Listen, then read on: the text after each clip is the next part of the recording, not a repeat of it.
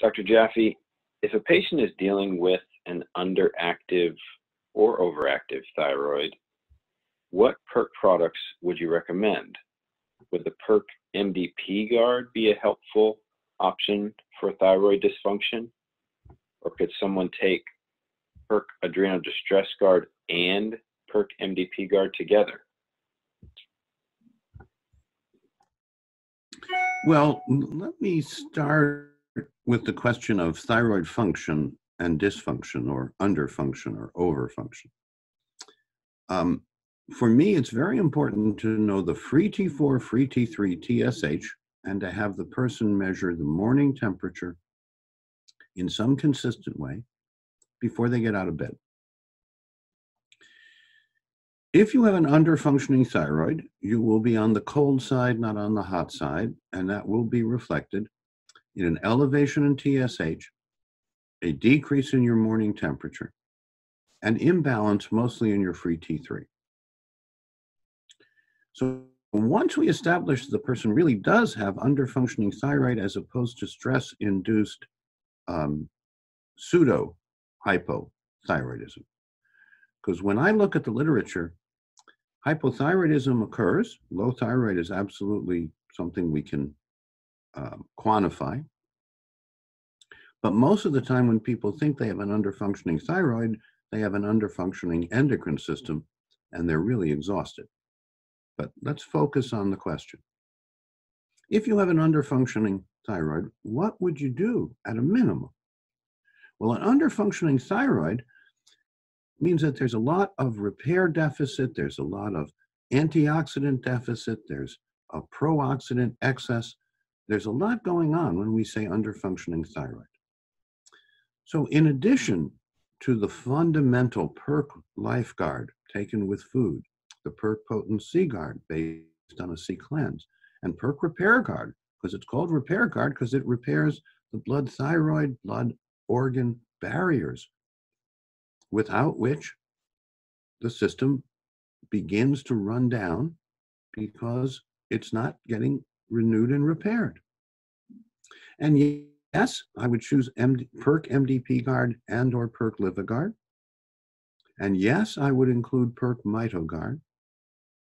And yes, I would recommend a green dichromatic light, a salt and soda bath before bed, 5 minutes of abdominal breathing once or twice a day, practice of a relaxation response or active meditation, such as activemeditation.org online. If the person can, let them walk in a forest. It's called forest bathing. Even better if you walk in bare feet on the ground, not on cement or on macadam. And yes, I would urge people to check their morning urine pH on rising and take the amount of PERQ Mag Plus Guard and PERQ choline citrate as based on that morning urine pH, 6.5 to 7.5 being the goal range, less than 6.5 meaning metabolic acidosis. And magnesium is necessary for so many reactions in the body, including ATP. The work molecule of the body requires a magnesium molecule in order to work. So very often when people's thyroid are underfunctioning, one of the critical pieces is a lack of cellular magnesium, leading to the battery and mitochondria running down because the proton gradient goes away. That proton gradient is necessary for the mitochondria to function. And as a consequence, ATP goes down. In fact, in healthy cells, the ATP to ADP ratio is 100:1, meaning lots of potential capacity to energize biological functions as needed. And when people really have an underfunctioning thyroid, in large part due to low cellular magnesium, very often that ADP to ADP ratio has gone down to 80, 70, 60. And what that means is your get up and go has gotten up and went and you don't know how to find it. So when people say low functioning thyroid or low thyroid function, I'm not quite sure what they mean because I think that could cover a lot of different possibilities.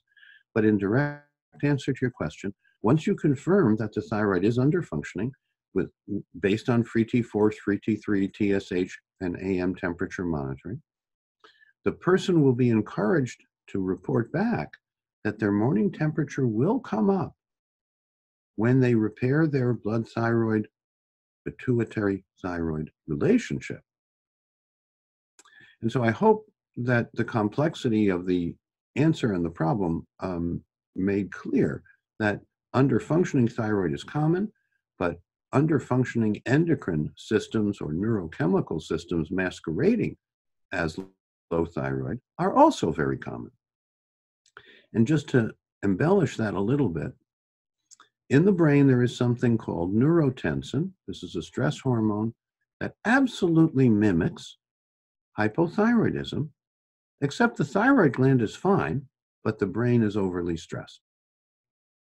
And so the answer to your question is that low thyroid function clinically usually has many components, and they would all be addressed by following the LRA by ELISAC test and plan, and including what I mentioned from Lifeguard and Potency Guard and Repair Guard to Adrenal Distress Guard, MDP Guard, and LivaGuard, MitoGuard, Green Light, Salt and Soda Bath, Abdominal Breathing, Relaxation Response Active Meditation, Forest Bathing, and check that morning urine pH, and top up the magnesium with choline citrate, because choline does many things in the body, and choline deficiency is almost as common as magnesium deficiency.